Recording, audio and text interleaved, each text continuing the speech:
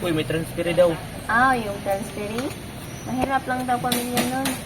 Pero nahimala, nandito sa private school. Sabi mataas ang grado nun, kaya may scholarship. Uy, ang alang chismisan. By the way, alam niyo ba yung transfer? Oo, yun nga. Yung pinag-usapan namin. Ano plano? Ano naman plano mo? Anong plano? Walang plano. Uy, matalino yan. Eh, ikaw pera lang yung pinapairal para manalo. Remember, pira lang pantapat mo. Eh di sa ganyan ko, ikaw panalo yung contest by using money.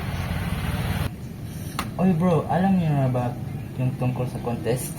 Oo nga, sa dami-daming estudyante sa ICT, ikaw pang lakiwan nga napili. Yeah, sobrang swerte mo. Oo nga, manala ko at makukuha yung scholarship para mabawasan lang yung gastusin sa pag-aaral ko. Pero ano, baka nag-iisip ka sa kalaban mo? Si Jenny, bubo yun. Oo nga, pera lang ang pinapairal nun, kaya huwag kang tatanggap sa alok nun. Wala lang yun. Sige, paghahadaan ko ang contest na yun. Tara, uwi na tayo. Sige.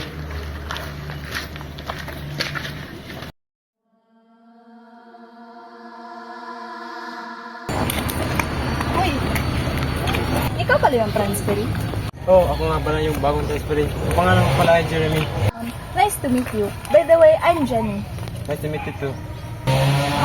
Nandun pala yung mga kaibigan ko. Gusto mo ba sila makilala? Sige, sige. Sige, tara. Tara.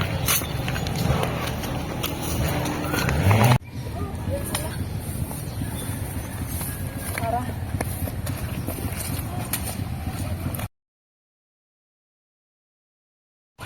Hi, I'm Marco. Nice to meet you. Hi, I'm Krish. Hi, I'm PJ. Ako nga pala si Jeremy, bagong transferee. Nagagalap ko kayong makilala. Ay, kumusta? Bago ka pala dito. Oo, bago lang. Nakakabalit bago, pero sana masanay. Galing kasi ako sa public school, pero sa scholarship, inilagay ako rito sa private school. Ganun ba? Good luck. Uy, tinatawagan na pala ako ni Mama. Umuwi na ako. Sige, ako din, baka mapagalitan naman ako. Sige. Okay, Tara. bye. Bye. Bye. Yun yung mga kaibigan ko. Ganon yung masuot nila kasi umabsent din kanina. By the way, alam mo ba yung tungkol sa contest? Yung sinabi ng contest, Yes. tayo yung magkalaban. Sa tingin mo, sino kayo mananalo sa ating dalawa? Kung sinong pinagpala sa atin. Let's make a deal. Babayaran kita basta ipanalo mo ko sa contest. Total, magkaibigan naman tayo. Hindi yan patas. Hindi lahat ng nakukuha mo nang dahil sa pera. Lintik na lang. Sino? Yung transferee, Bakit ba? Di ba BFF na kayo na? inuteran ko ng pera para ako yung manalo sa contest. Eh, nagnatigas pa. Ano namang silbi ang scholarship na yan? Ang importante lang naman sa akin, ako yung manalo sa contest. Hindi makakatalo yan. Kailan lang matalino sa kanyang para na. Ano na kaya dito?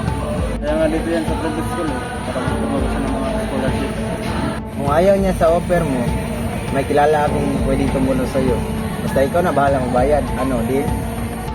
Oo, malinis mo ba yun? Tsak mawawalan ka ng problema. Basta siguraduhin niyo lang, mawawala yung lalaki na yan sa araw ng graduation.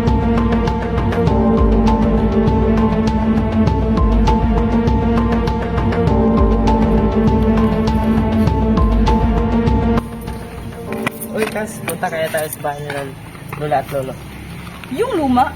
No, so pretty kaya dun. Sus, guni-guni mo lang yun. Wala namang pasok bukas. Mag-adventure lang tayo. Kulit mo rin no? Pero, sige, kahit pangit dun. Uy, talaga?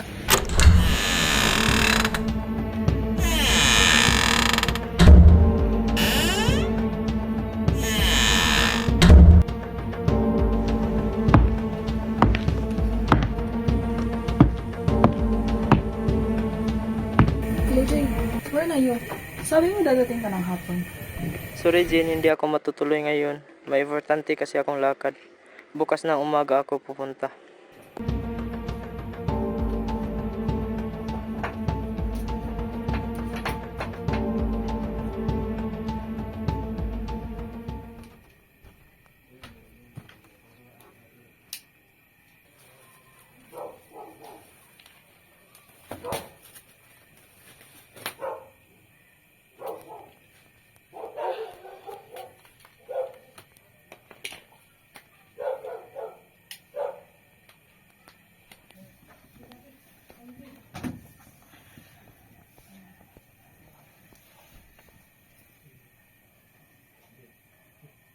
Hello,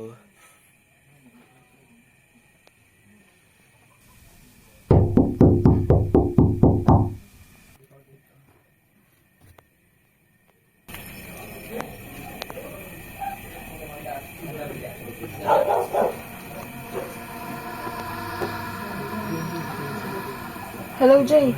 Sabi mo bukas ka pa dadating. Ba't panay ka katok ng katok? Eh, hindi ka pa tumawag. Ano ba ang sinasabi mo? Warning ka na ba dahil dun sa pagbully mo kay Allerger? Kaya ginaganyan ka na?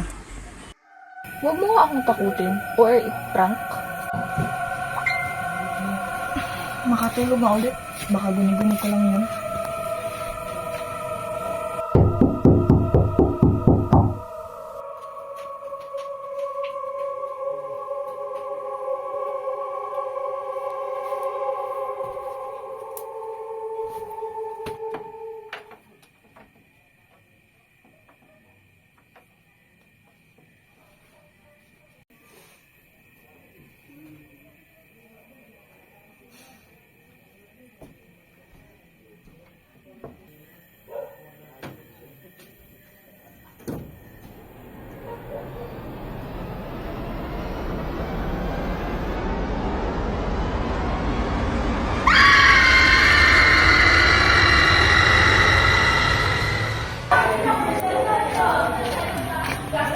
Yan sila, sir.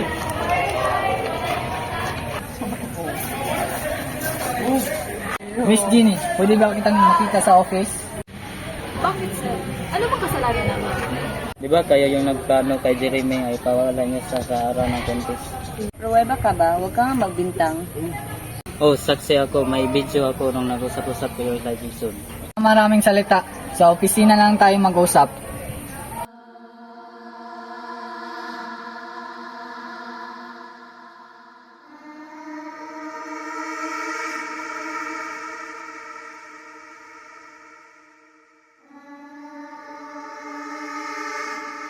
This is Jeremy's parents and this is Jenny.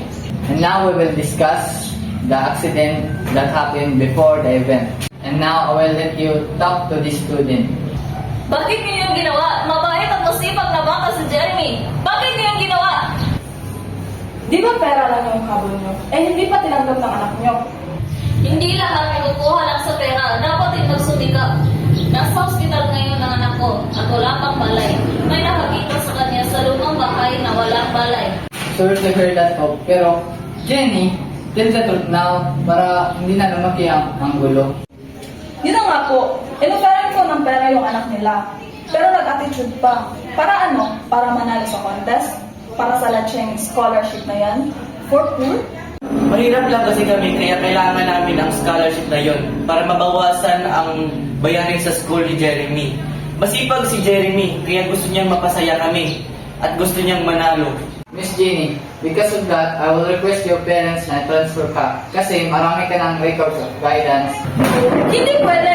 Your attitude, Miss Jenny. I will tell your parents about your behavior. Sumasobra ka na!